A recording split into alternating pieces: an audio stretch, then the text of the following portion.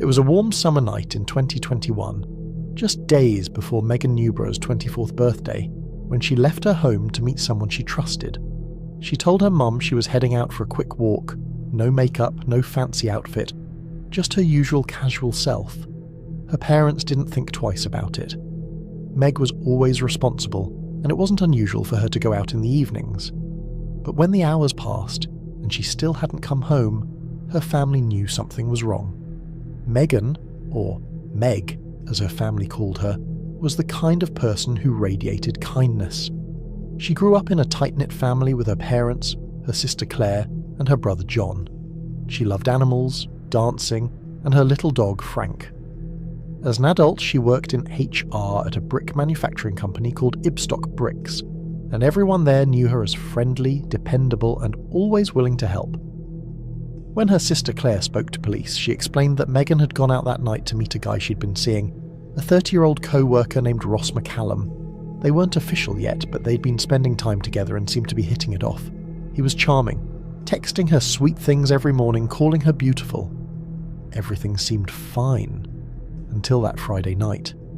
Police began their search quickly after Megan's parents reported her missing the next day.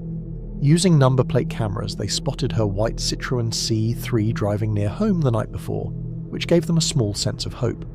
But Megan still wasn't answering her phone, and no one had heard from her, so officers went to speak with Ross. Ross sounded calm, maybe too calm. He told the police that Megan had come over for about an hour, that they'd gone to McDonald's, and she'd left around 9. He said he'd been worried when she didn't text him back, claiming he'd sent her several messages asking if she got home safely. Hi, is that Ross? Hi, it is Ross, yeah. Hi Ross, my name's Mia, I'm a police officer with Warwickshire Police. Hello. We've just come to your mum and dad's house. We're just looking for Megan, she's been reported missing. Have you seen her at all? She came on Friday. I've been trying to call her loads. Have you? She came on Friday for about an hour. Yeah. Then she left about 9ish. Okay. I went to McDonald's. Yeah. And then she said she could me a call or a text when she got home. She never did. She never did? Okay. So you haven't seen her since yesterday about, was it 9:30 you said? 9 o'clock. 9 o'clock. Okay. And where are you at the moment?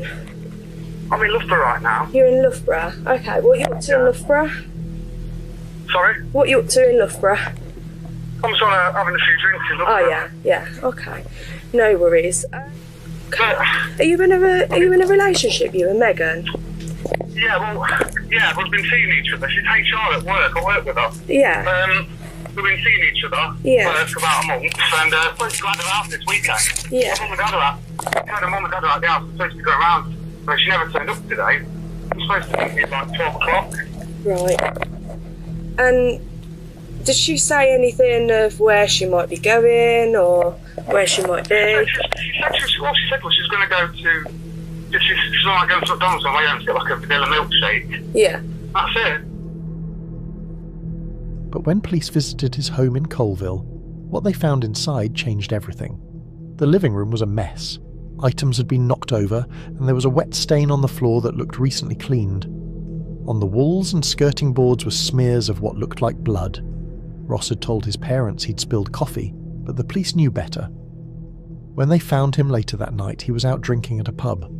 Officers arrested him on suspicion of kidnapping, and as they handcuffed him, he quietly confessed. Involvement in the disappearance of Megan Newry, and as a result I'm arresting you on suspicion of kidnap. So you do not have to say anything. No matter how you defence, if you don't mention one question, something which you may later rely on in court, anything you do say may be given in evidence. So I'm just going to put some handcuffs on you, alright? You can, I'll put these on first.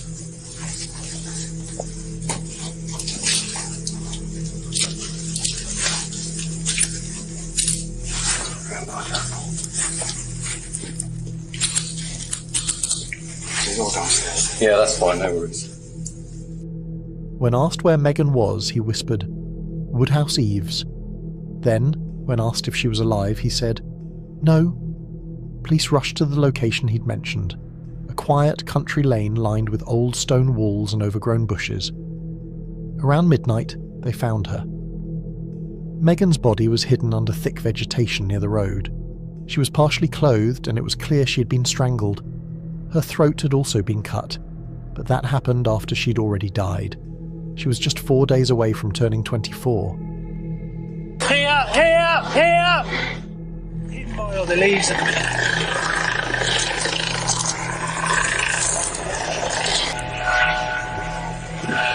It's Steph, mate. Drive down.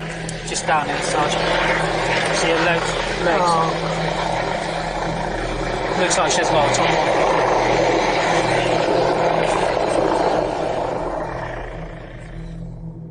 Investigators pieced together the timeline using CCTV and phone data.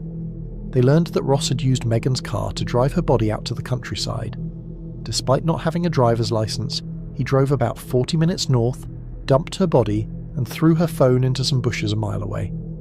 Then he was caught on CCTV disposing of items: his clothes, a towel, some of Megan's things, and even her glasses, which had been bent as if crushed in his hand. What made it all even more disturbing was that during this time, Ross continued to send Megan affectionate texts and voicemails, pretending everything was fine. Minutes after he killed her, he texted, "You're farcing amazing," followed by, "Did you get home okay, baby?" as if nothing had happened. Later he even Googled how to tell a girl you love her and sent her a voicemail saying he was worried about her. Police found that in the months leading up to the murder, Ross had exchanged thousands of messages with Megan. He'd opened up about his insecurities, including his struggles with impotence, and she had been nothing but kind and supportive. But when things didn't go as he'd hoped that night, he snapped. Prosecutors later argued that he killed her in a fit of rage after being unable to perform sexually, an act of humiliation he couldn't handle. At trial, Ross admitted to killing Megan but claimed it wasn't murder, saying he didn't mean to do it. The jury didn't buy it. After a 6-week trial, it took them less than 90 minutes to convict him of murder. He was sentenced to life in prison, with a minimum of 23 years before he can even apply for release. Megan's family sat through every day of the trial, listening to the lies Ross told and the pain he caused. When the verdict was read, they finally broke down. Which Megan was the glue that held us together. Our lives have been torn apart through this loss.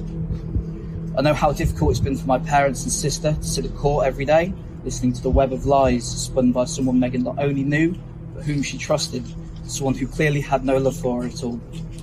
We're the ones now serving a life sentence. No amount of time in prison can bring Megan back. We have to carry on with our lives as best as we can, but Megan will never leave our thoughts. She was about to buy her first home and was excited for everything she had coming up. She was so eager to start the rest of her life. Her father later said that Megan always saw the best in people, even in someone like Ross, who clearly didn't deserve her kindness. She lost her life trying to help someone, he said. In the months after, her loved ones honoured her memory in every way they could. Friends and family organised a 5K run to raise money for the White Ribbon Charity, an organisation that fights violence against women. 50 people ran together, covering a full marathon distance in total, just like Megan had once dreamed of doing.